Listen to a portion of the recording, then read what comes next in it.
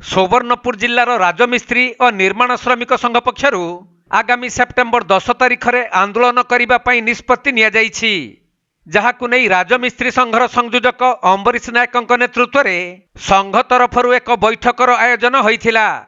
एथिरे जिल्लार समस्त 6टी ब्लॉक रे कार्य करुथबा प्राय 4000 रु अधिक पंजीकृत राजमिस्त्री और निर्माण श्रमिक माने जोग देइथिले।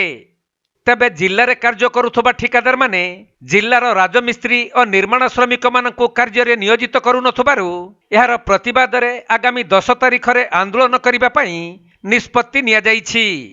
आमर तो आज्ञा 6 ब्लॉक रो एटा राजमिस्त्री माने सब एकत्रित होइजु एवं सेथरे आमर लेबर माने भी एकत्रित होइजन और आमर सोनपुर जिल्ला रे जहा कि आमे काम पाई नहीं पारबार कि आमे काम लगी जेन के गले भी काम ठीक से आमे नहीं पाई पारबार और आमे पंजीकृत जेन हे जो पंजीकृत आमे किछि नाले 90 दिन आमे काम करवा लगी चाहूँ से 90 दिन भी काम नहीं पाई पारबार सरकार नु तारपर से लगी आमे आसंता 10 तारिख रैली रखीचु।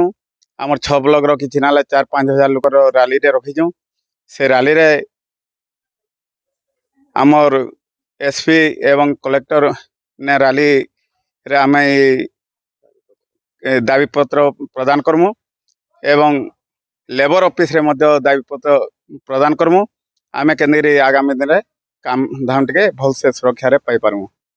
सुवर्णपुर जिला प्रतिनिधि पीतांबर महापात्र रिपोर्ट के लाइव।